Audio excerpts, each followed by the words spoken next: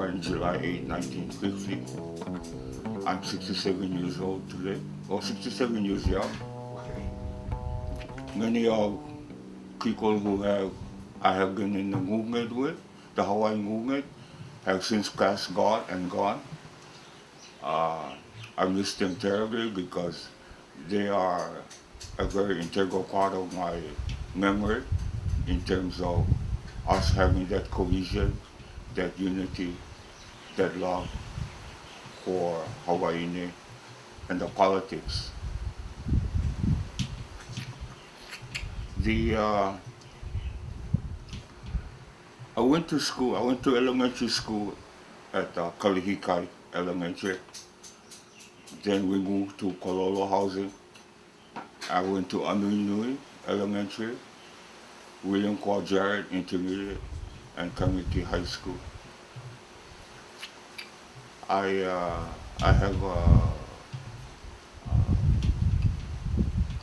graduated from the 12th grade. And basically I was raised up on the streets of Kololo housing. When I was born, all the way up until I was 6 years old, I was raised in Eva Plantation with my grandparents. And during the time when I was being raised in the plantation, I had a chance to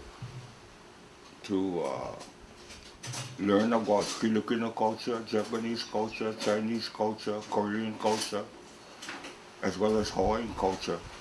Because even though we were separated in camps, Hawaiian camp, Filipino camp, Asian camp, Haole camp, what was significant about that was that you could apply that to the DOE in terms of what they call the tracking system. So the tracking system, what it does and what is entailed in that, in the infrastructure, is that, number one, you are divided not by race only because you are also divided by salaries and how much you make and who you are. This has a lot to have the doors open for exploitation. This has a lot to do with manipulation and dominance and control over all local people in the sugar plantations and Konako plantations at that time, which was the major economy for not just Hawaii, but small countries like Hawaii that had sugar plantations, Konako plantations, banana plantations, but they were all owned by the same people. Whether it was Castle and Co., United Fruit Grand, I mean, these are names that hardly being used anymore, but we know who the resources were. And they also not only controlled other countries, not only controlled our country, our nation, is that we need to take a step backwards in terms of how all of this began and how it became to fruit. In the late 1890s, our beloved Queen Liliuokalani was overthrown by the old Haole oligarchy. The old Haole oligarchy consisted of 13 old, white-haired men who were the businessmen and the merchants of Bishop Street, Merchant Street, which at that time, until today, is the main source of business for the United States and their associates. Big businesses. They control the lands there through deception, through us having them having a Native Hawaiian judge and judges who transpose all of the things that they needed to change in terms of property ownership stemming from the Great Mahele. So as we go back to the old Hawai'i oligarchy, they conspired to overthrow Queen Kalani. They conspired to take all the power away from her. When she was in the process of being overthrown, the U.S. had to go and do what they call a process in terms of to signify and to justify the overthrow. To do that, they needed to lie a lot about our queen. They needed to lie a lot about our monarchical, the achievements that they've made, and not really telling the truth of the many conspiracies that they were involved with, the Hawai'i oligarchy were involved with, including the Bayonet Act against King Kalakaua, including lands that were being taken away because of property rights was being instilled to the new property owners who were foreigners.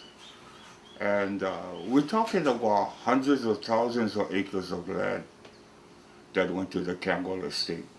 We're talking about hundreds and thousands of acres of land that went to Alexander and Baldwin.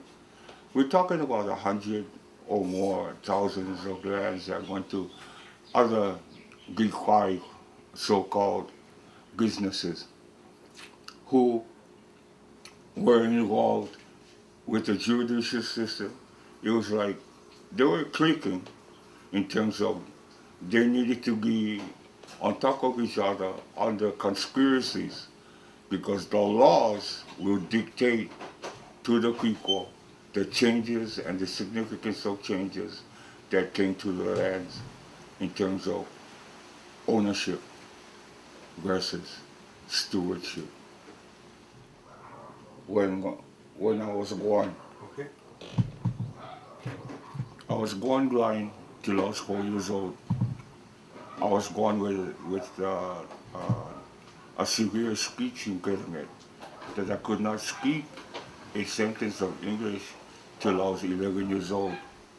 So during all this time, from elementary age till I was 11 years old, I went to speech therapy, and a lot of them were students from UH who were very patient with me because I was not a happy camper in speech therapy.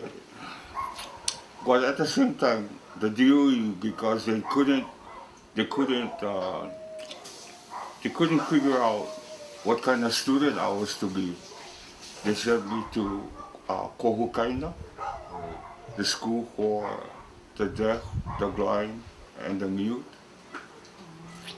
So while I was incarcerated at Kohukaina, I witnessed all of these students who were there for the same reason, I guess, why I was there, because they didn't know what to do with us. And there was no special education or training or that sort of things that we have today. I learned a lot just going to Kohukaina. I learned a lot just by being with people who desperately needed help but could not. The greatest downfall for all of us at that time was that we could not communicate. We could not communicate our true feelings. All we had inside ourselves was aggression. I don't like you. Sorry, I'll punch your face. But that was basically how I lived my life for a little while, in terms of them also sending me to counseling, a psychiatrist, a psychologist, and how to tone down my aggression. What was the name of your grandparents? My grandparents' names, who I lived with from day 1 till 6 years old, were Kara and Thomas Kaimoloa. My grandfather was a Luna. on the plantation. He taught welding. So all of his students, all of his haumana who learned welding from him, he was a good man. He knew that the war was going to come. He said, go hurry up. With what you know now, go to Pearl Harbor, sign up. And then after Pearl Harbor, when the war called, you go school and get a job. So most of the welders were at that time Japanese, and they aloha my grandfather because he helped them. Yeah. My grandmother was a school teacher at Kamehameha schools. Both of them were Kamehameha graduates. They used to take me everywhere with them. Yeah. That they taught me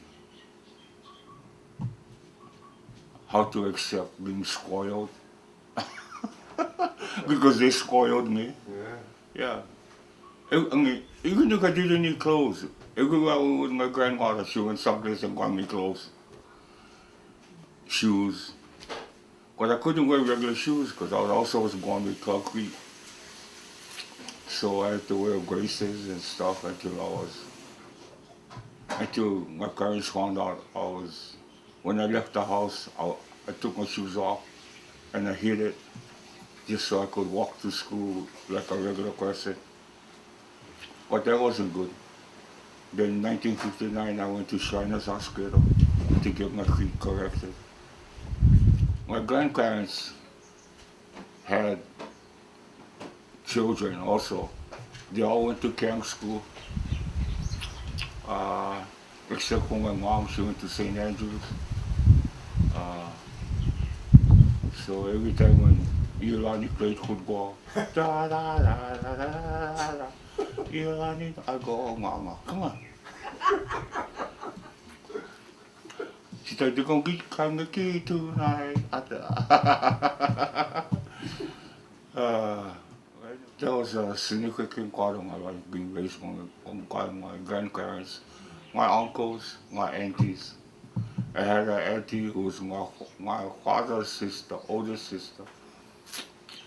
You see, my father didn't know how to handle me because he wanted me to live the old school way, you know, shut them out, no say nothing, just listen.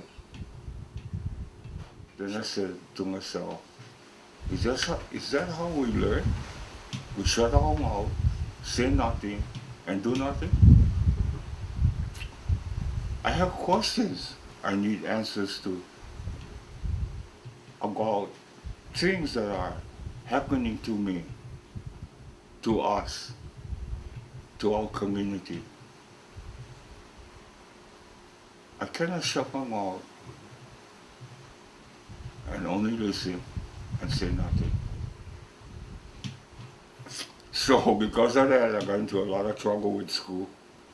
Because of that, the school deemed me as being not respecting authority, not respecting people who should be respected. My dad's name is Ata, my mom's name is Jean. I have 5 brothers, 2 sisters. Yeah. I think what led me to be an activist was meeting with the Vista workers who introduced me to John Willett, Youth Action. John Willett hired me with a stipend to work for him monthly at Youth Action.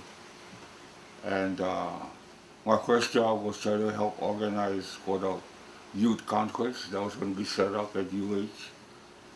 I don't know if you went to that. I know Merle, you were. Which one? The youth conference at UH back in the 70s. Oh, I went to the PAAC conference at the Ilikai. That's how I first met everybody. Anyway, this youth conference that we called for invited students from all throughout the state to participate. And I forget the curriculum, but the intent was to get them to think about secession, to get them to think about alternate economies, to get them to think about alternatives for youth, to get them to think about youth speaking out, the development of a speakers bureau, so on and so forth. They also talked about Native Hawaiians, the history, the true history. The youth conference itself was very significant. I never could even dream about the outcome, or what was the outcome, or until afterwards when we were all collectively brought together and we had discussions, because I never participated in anything organized before, such as that, in terms of where they had an infrastructure, they had procedures, they even had policies that they made themselves so that we would understand that what we were doing would be used as part of history later on. We had many speakers, Native Americans, environmentalists. Our environmentalists at that time was, I think, one of them was John Kelly and Marion Kelly, Jacques Cousteau. Jacques Cousteau. And his son. Yeah. So you were you introduced to like a lot of stuff was going on the mainland too? I mean, like the Black Panthers and all that stuff. Yeah. During this time. Well, right after the youth conference, I was invited to go to China. So, I think I was invited to go to China about 2, 3 times. But the first time I went to China was the first time when I came back, I went to Washington, D.C., to the Black Panther Conference. When was that? What year? 72, 72 I think, or 71. 72. So that's after Kalama Valley. Yeah. Yeah, okay, great. You got it? Yep. I was just thinking about Moane, because she was my partner when I went to New York City, Washington, D.C., and San Francisco. Like, one of the questions that came to the conference was from Haula. His name was Mervyn Chang. Mervyn Chang walked up to me and said, "God, I hear going to be on meeting in Kalama Valley. I will see you put your ass over there, because I hear you talk the talk, I will see you walk the walk." And I look at him and I go, "Well, to tell the truth, I never hear about Kalama Valley till now." He goes, "It's tonight. The meeting is tonight. Come down." That's why I met Larry. Officially. And then Larry was telling me that he was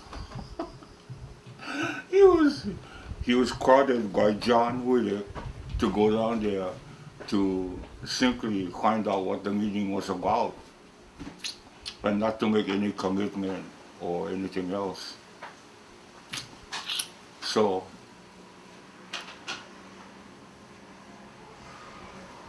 when I went to Kalama Valley, we had the meeting right on top of Moose Louis' porch at the garage, his garage, and everything took off from there. But prior to that, yeah, we had 2 sisters who were Hakai, Lori Hayashi and Lucy Riddick, with Sasha and Matthew. So when they gave birth, they also got arrested. They were the first to get arrested in Kalama Valley. They gave me motivation. They gave me an uplift. I said, "Look, if 2 wahinis who Hakai can get still on these courts and get arrested, I don't know what's wrong with our people." So I said, we need to go to the table. We need to go to the war room. The war room we put on the color on the table. Who we need to organize. Who can we organize and who we need to organize. Prioritize it. Then secondly, what organization is going to do this? Yeah, because there were many, you talk about student organizations, there was mass student organizations. No, we needed a community organization that would be in charge of the development of infrastructure. At that time we had none. Kokua Kalanga had none. Kokua Hawaii was in the development stage of trying to put a platform together. That was one of the reasons why we went to New York, Washington, D.C., and San Francisco. There I met Kong and Chow. Well, I met Kong and Chow in Hawaii first. Then I met her at the EWOQ headquarters in San Francisco with Alex Hing. Alex Hing was with the Red Guard, but he also was very akamainui, very good organizer. Anyway, for their organizations, they created the infrastructure. So I looked at it, and I said, you know what, can I take this home?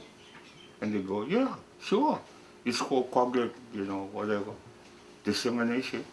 So I said, fine, thank you. I got it home. Larry, Soli, Joy Ann, Mary Choi, Linton Park, Ray Catania, and Pete Thompson sat down and we looked at it and we go, whoa, this is some political shit. This is something that is very new or almost foreign to us. Go, wow. But we never knew how intense the politics was worldwide. Yeah. Then when you think about it, and you think about the Big Five, you think about the overthrow, you think about the CIA and other federal agencies that mingled with our politics here in Hawaii, it's all come to fruition that this must be so. So we still needed to do a lot of due diligence in terms of trying to decide what kind of platform or things that we should do. But we jumped ahead of ourselves. Yeah. We already started and put in our infrastructure at Kokua Hawaii, defense minister. What the hell is that? I mean, couple rifles, rocks. This is good as the Palestinians. I mean, that's a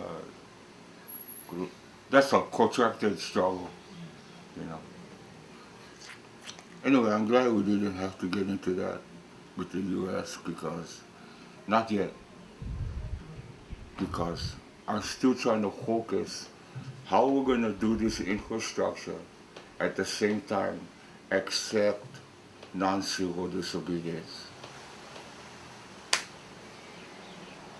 What is more important to the leadership right now? Self-defense or non-civil disobedience? Being aggressive or being having more humility and to persuade people why we need to have civil disobedience? Then they would say, oh, you guys just like the NCAAP. And I go, no, we can go further back than that. We can go to Gandhi. We can go to other world leaders from South Africa, wherever. But I don't want this to be a racial issue or a color issue. That is why what was important for not just Kokua Hawaii, what for the House and everybody else, we all needed to answer the multinational question. So that divided a lot of us, yeah, because we all have different ideas, and that's okay. But we need to discuss it, yeah, and not hold it in. But when it came time for discussion, we need to discuss everything. Put on the kakao on the table. So that was important and significant, the multinational question. So our job is to organize. Our job is to steer, help to steer the right manao towards independence. And not just go out and say, US or stuff like that, because that's easy to say. But you know, when you say stuff like that, sometimes down the road you're going to regret that you said that.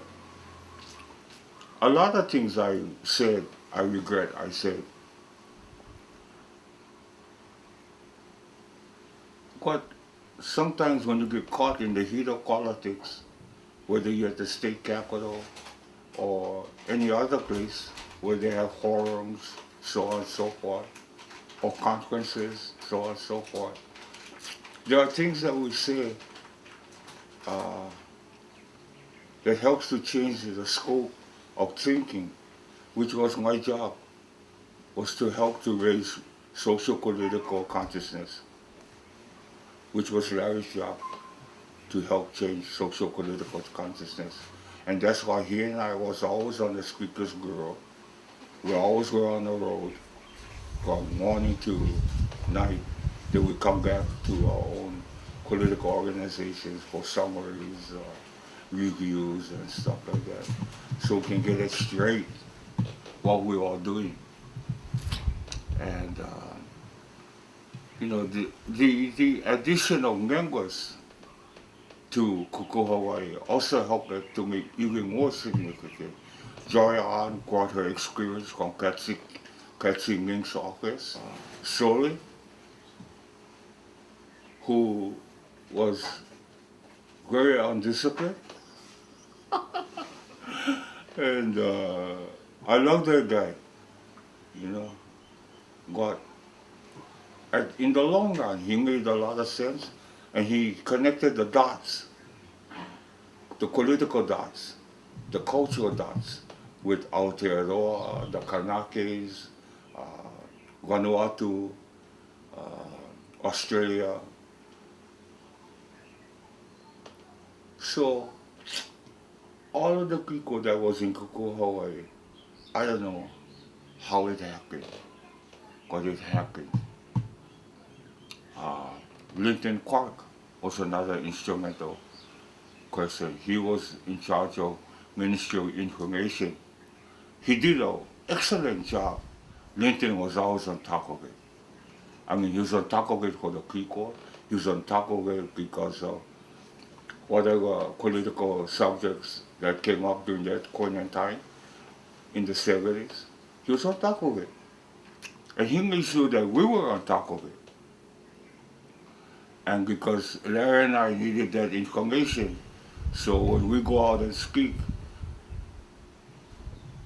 we're speaking from what's going on now, what should go on later, and how to approach these different problems. As a student in high school, as a student at UH, as a student in elementary school. Yes, we spoke to elementary school children also. It has to be done in a slightly little different manner.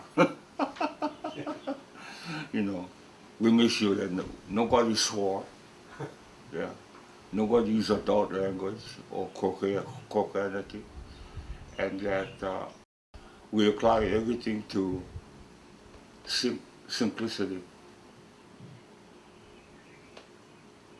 it would be the same way how they would go out and organize workers for unions.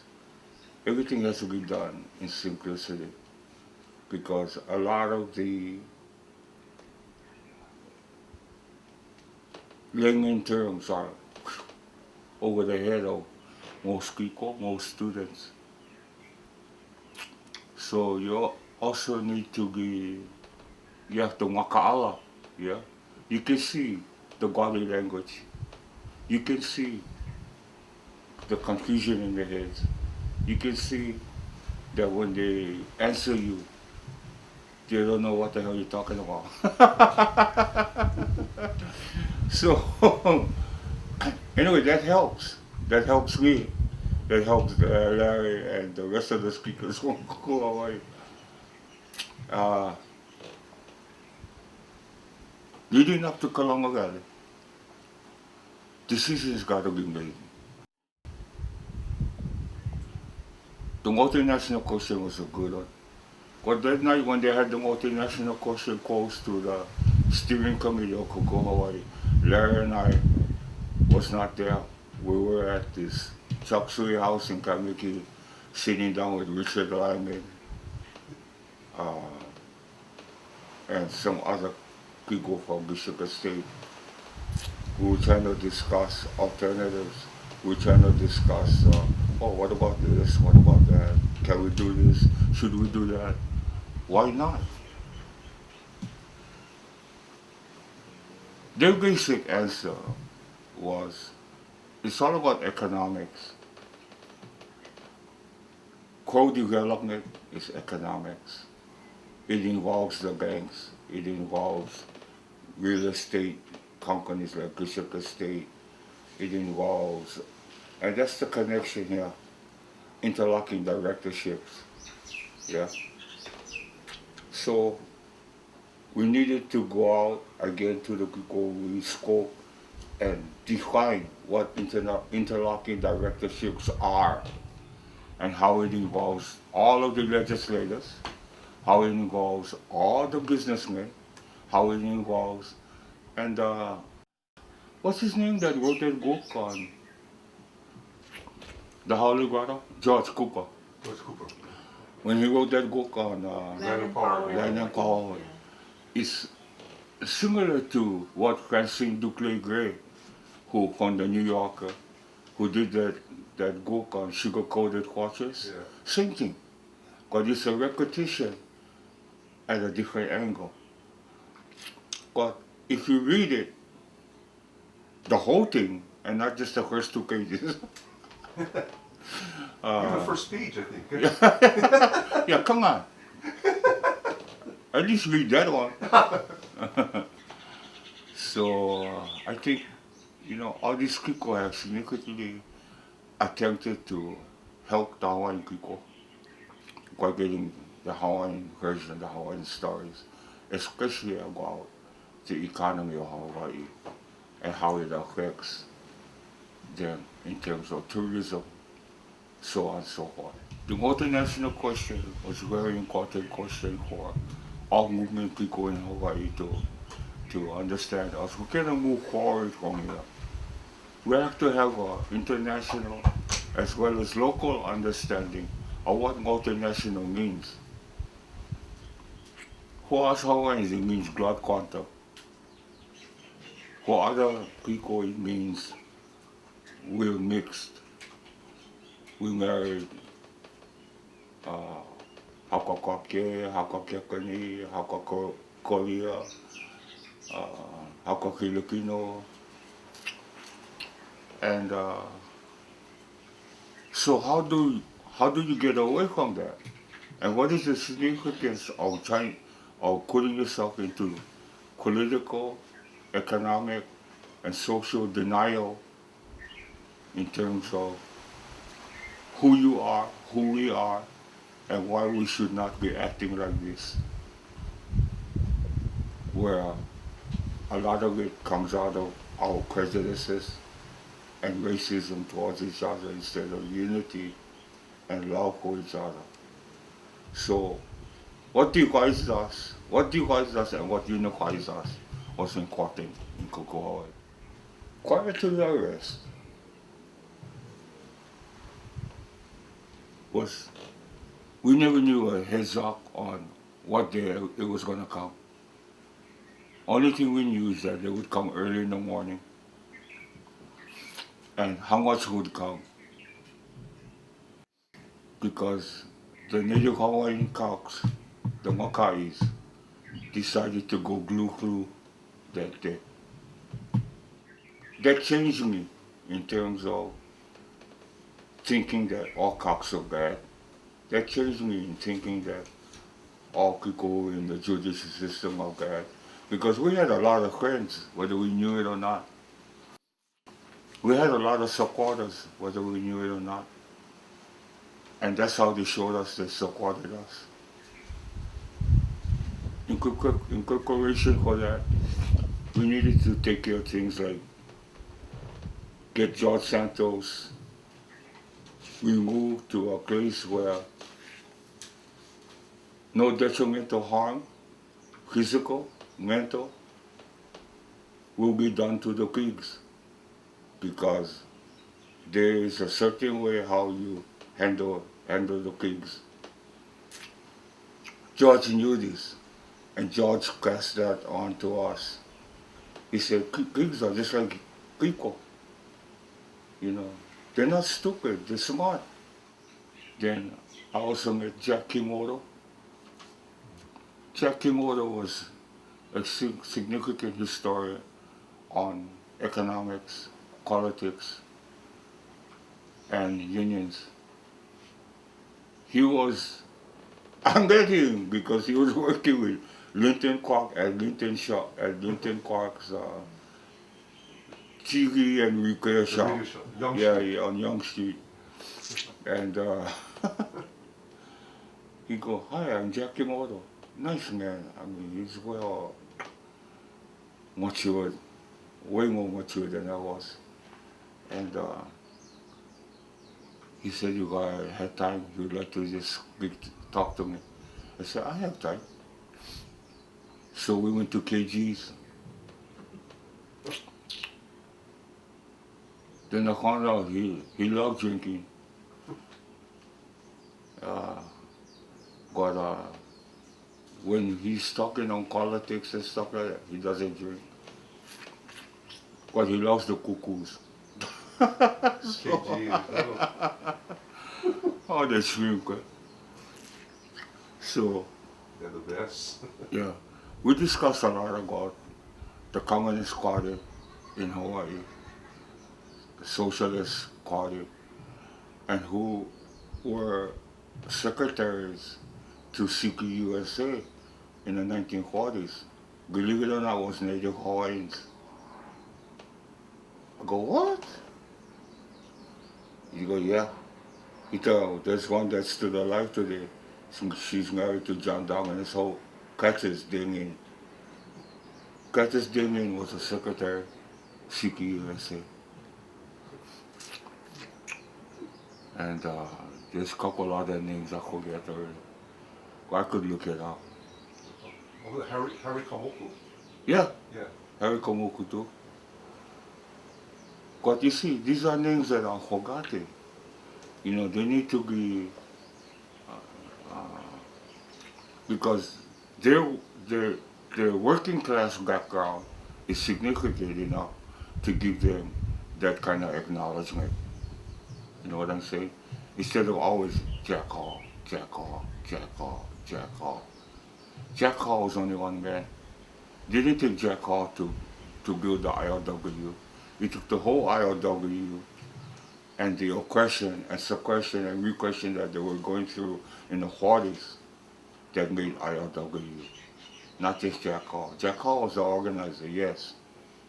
Jack Hall was the one who would bring the cohesion together, but it took more than Jack Hall. Like it takes more than Kalani Ohelo or Larry Kamakawiwa Ole to make Kokua Hawaii, Hawaii. And I accept that as a criticism.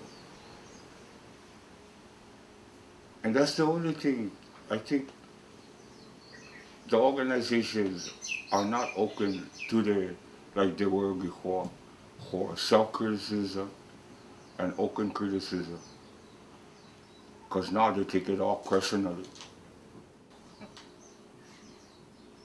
I dedicate this part of this interview to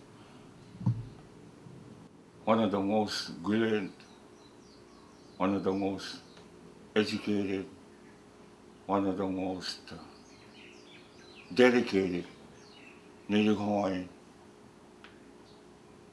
to the Kiko.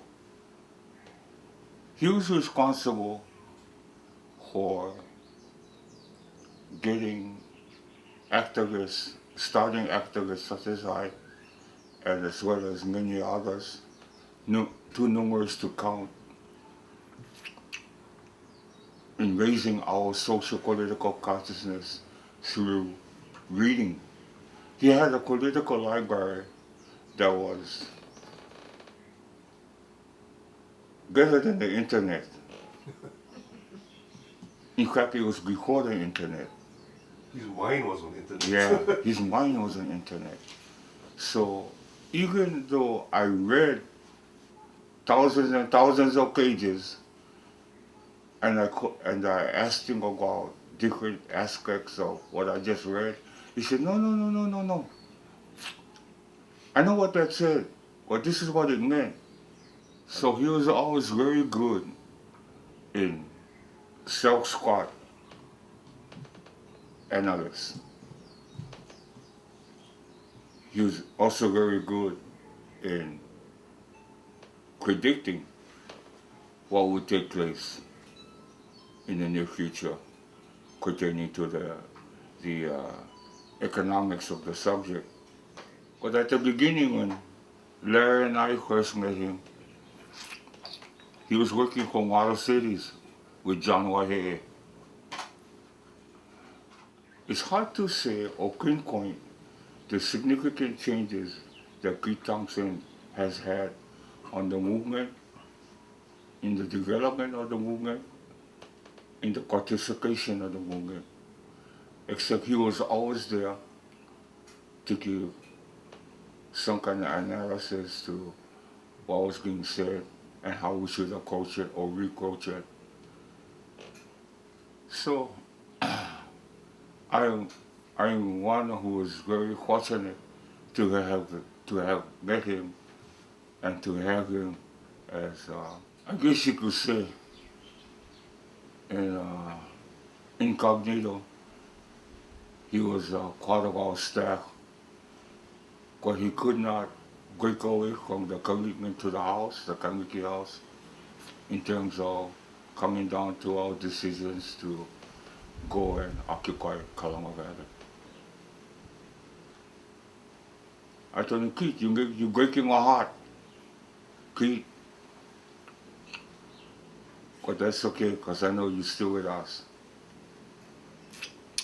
So Pete and a lot of other friends that I have who was with the house, Arturo, no, you too, was with the house. I was mad because I couldn't go occupy the house. Yeah. I mean, a lot of people were. You can, what's her name? Mary. Mary. Yeah. Kehao. Kehao, who lives in Australia now. For me, that's good that we continue to make these contacts. And that's good that we continue to talk about people who have helped this movement to what it is today and what it can be tomorrow. And every time when Pete spoke, I made it a point to be there because I wanted to hear what he was going to say. A lot of time was kind of boring because he talked only about pure economics. I go, what the frick are you talking about? But only Pete knew, yeah. And his audience, he knew his audience. They knew what he was talking about. And that was good.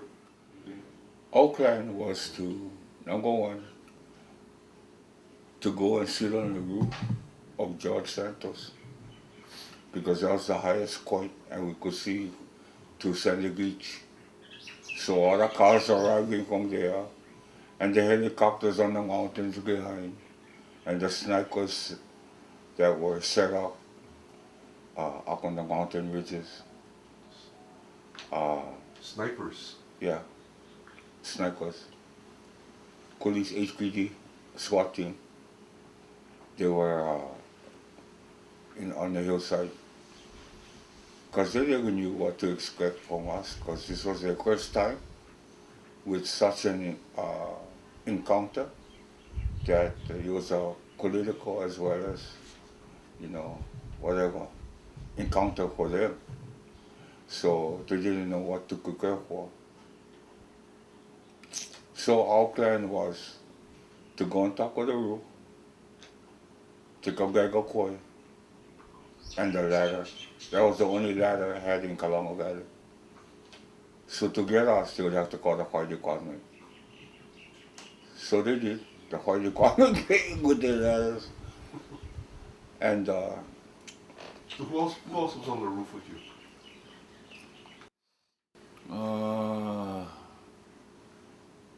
Rick Catania, of course, Claire Shimogokuro, John Saxton,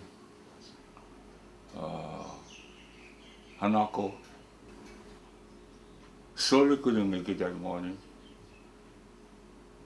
And Larry was outside trying to get in.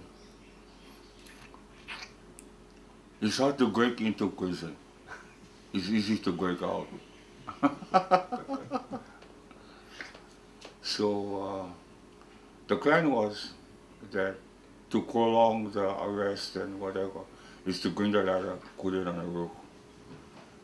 So they took them a couple of hours to get the fire department and the new ladder up there. Then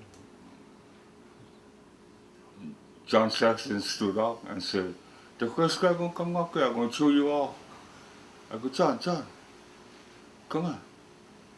Discipline, remember what we're here for, not civil disobedience. You're going to encourage or try to incite them. We're going to get Kalani Kiliki up here on the roof. I don't know about you, but that's 30 feet to the ground.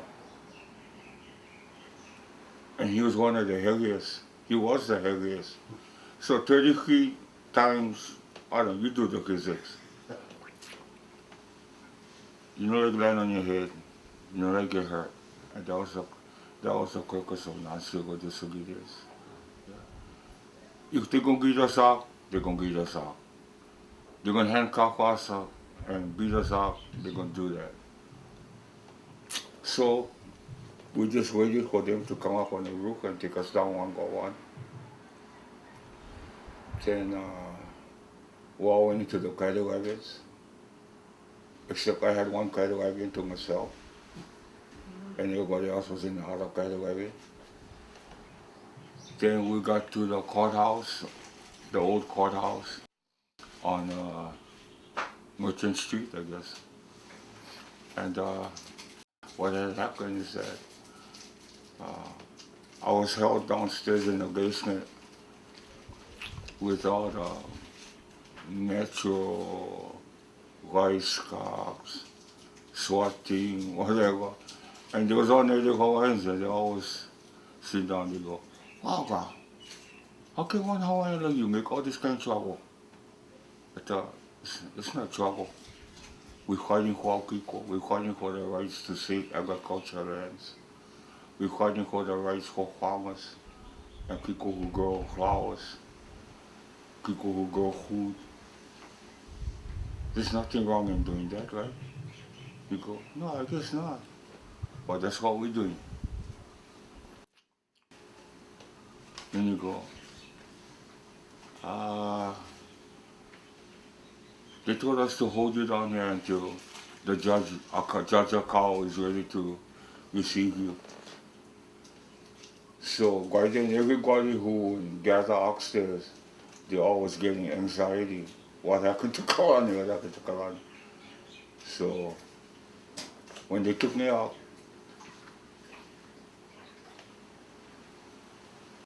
Went into the courthouse. My mom was there. Everybody was there. My mother always gonna be there. So was Chucky King's mom, Mary Joy, all the moms were there. And I was so happy to see them because it's like, you know you with family when they're around, you know. You know they get your back when they're around. Without them or that kind of support, I would be a very lonely person.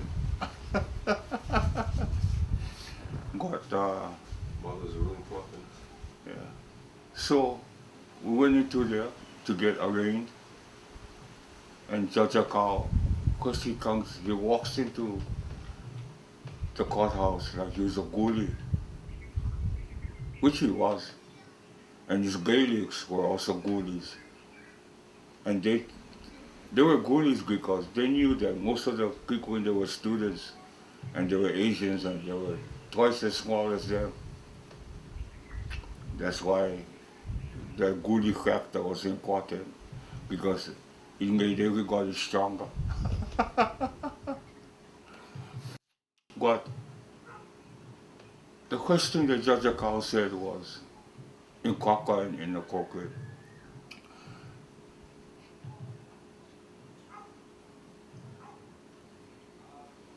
when I stood up and I said what I was going to say to the judge, I hit the court bench, I think 1, 2, 3 times when I was addressing him. Then he goes with his gavel, bang! Don't you ever hit my furniture in my courthouse. Then I looked at him and I said, number 1, this is not your furniture. Number 2, the taxes, the people in Hawaii got this furniture. And the people that got this furniture are sitting on it right now. Because you're not the owner of this furniture. And this is not even your courtroom. This is the people's courtroom.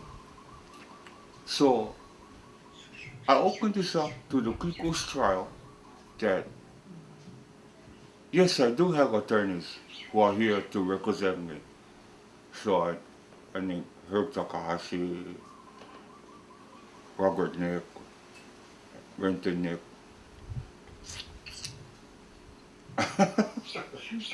And they were all there, you know, dressed in the suit and tie.